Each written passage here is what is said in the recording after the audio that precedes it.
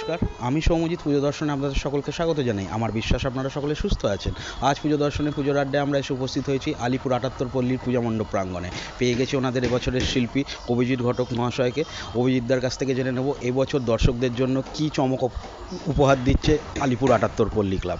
অভিজিৎদা, পুজো দর্শনে স্বাগত। নমস্কার। এবছর ৭৮ পল্লী ক্লাব দর্শকদের কী চমক দিচ্ছে? দেখো, আমরা আজ থেকে ৬-৭ মাস আগে একটা ব্যানার লঞ্চিং করেছিলাম। সেখানে আমরা আমাদের যে বিষয় ভাবনার যে নাম কাহিনী আমরা বলেই দিয়েছিলাম। এই বছর আমি যে বিষয়টা নিয়ে কাজ করছি তার নাম যেমন রেখেছি কাহিনী, কিন্তু এখানে আমরা যে বাঙালি বা বাংলার যে দুর্গা পুজো, আমাদের মূল ভাবনাটাই হচ্ছে দুর্গা। তো দুর্গাকে আমরা রিলিজিয়াস একটা অবজেক্ট হিসাবে দেখি, যে ধর্মীয় জায়গা থেকে, রীতিনীতির জায়গা থেকে আমরা হিন্দুরা মনে করি। কিন্তু তার বাইরেও আজ থেকে ৩০০ বছর আগে, ৪০০ বছর আগে যখন নবাবী শাসন আমাদের বাংলার উপর ছিল, দুর্গা কীভাবে পলিটিক্যালি এবং সোশ্যালি কানেক্ট সেতু বন্ধনের একটা পথ হিসাবে দুর্গাকে ব্যবহার করা হয়েছিল, তারই কাহিনী আমরা এখানে তুলে ধরবো। এবং দুর্গা কীভাবে গ্লোবালি গ্লোবালি নিজের জায়গাটাকে গ্লোবাল একটা জায়গায় নিয়ে চলে যায়, সেই তার কাহিনী আমরা এখানে বলতে যাবো। প্রতিমায় কি দেখতে পাবে দর্শকরা এলে? প্রতিমাটা ভীষণ ইন্টারেস্টিং একটা প্রতিমা। এখানে যে দুর্গার মানে দেখুন, যেহেতু দুর্গাকে নিয়ে কাহিনী বলছি, তো আমাকে দুর্গার যে আজকে যে দুর্গার ফর্ম আমরা দেখি, সেটা একদিনে তো হয়নি, বিভিন্ন রকমভাবে ভেঙেছে গড়েছে, তার যে বিবর্তনের রূপ পরিবর্তন হয়েছে।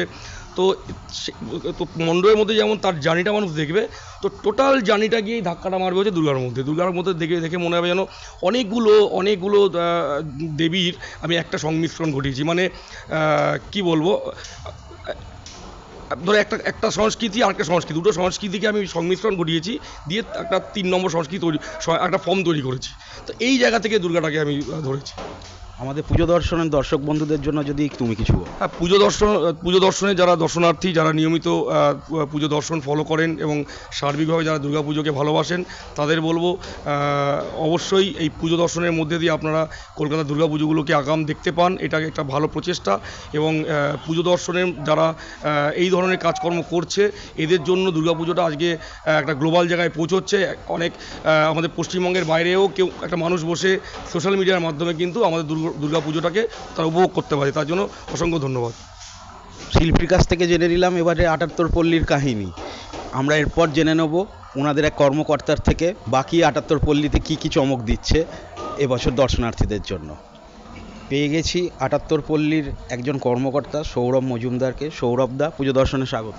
হ্যাঁ, তো পুজো দর্শনের সমস্ত যারা গুণমুগ্ধ আছে, যারা বাংলার পুজোপ্রেমী মানুষ আছে, তোমাদের ক্যামেরার মধ্যে দিয়ে সবাইকে আগাম পুজোর শুভেচ্ছা জানাচ্ছি।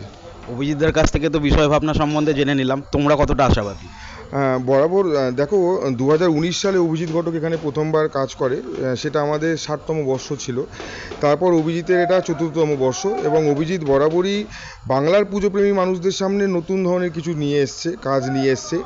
এবং অভিজিতের সঙ্গে আলিপুর ৭৮ পল্লীর যে কম্বিনেশনটা, সেই কম্বিনেশনটা বরাবরই এটা ক্লিক করেছে। গত বছরও ফেরি কথা যেটা ছিল, তোমরা সবাই দেখেছো, সেটা বাংলার পুজোপ্রেমী মানুষ, গুণমুগ্ধ শিল্পীদের কাছে সেটা খুব প্রশংসিত হয়েছিল। এবছরও তার উন্নত হবে না, এটা আশা রাখি। দেখা যাক, বাকিটা তো ক্রমশ প্রকাশ্য। আলিপুর ৭৮ পল্লী ক্লাব কলকাতা দুর্গাপুজোর মানচিত্রে একটা উজ্জ্বল নাম। তাও যে সকল দর্শনার্থীরা যারা চেনে না, যারা আসতে ইচ্ছুক, তাদের জন্য যদি একটুখানি গাইড করে দাও যদি রুটটা। হ্যাঁ, দক্ষিণ কলকাতার একদম উপকণ্ঠে এই অঞ্চলটা, আলিপুর যে অঞ্চল, আলিপুর গোপালনগর যে অঞ্চল, এবং সামনে আলিপুর মিউজিয়ামের উল্টো দিকে রাস্তাটা, সেটাই আলিপুর ৭৮ পল্লী। আমরা চেতলা দিয়েও আসতে পারি এই রাস্তাতে, এবং আমরা যদি হাজরামোড় দিয়ে আসি, হাজরামোড় দিয়ে এসে গোপালনগর মোড়, তারপর সেটা তো আলিপুর ৭৮ পল্লীর মেন এন্ট্রান্সটা সেখান থেকে শুরু হচ্ছে। এবং ডান দিক থেকে যদি আসি, তাহলে সেটা চেতলা দিয়ে রাসবেরি হয়ে চেতলা হয়ে তারপর আলিপুর ৭৮ পল্লীতে আসতে হবে। এবং আলিপুর একদম হচ্ছে দক্ষিণ কলকাতা একদম হার্ট বলা যায়, তো সবার পক্ষেই খুব সোজা রাস্তা একদম। আমাদের দর্শক বন্ধুদের জন্য তোমার যদি কোনো বার্তা। পুজো দর্শনের সমস্ত যারা গুণমুগ্ধ আছেন, যারা পুজো দর্শনকে ফলো করে, তোমরা যারা আছো, যারা পুজো পাগল আছো, তাদের সবাইকে প্রাক পুজোর শুভেচ্ছা। পুজো সকলের খুব ভালো কাটুক, ভালো থাকবেন, ভালো রাখবেন। দেখা যাক বাকিটা।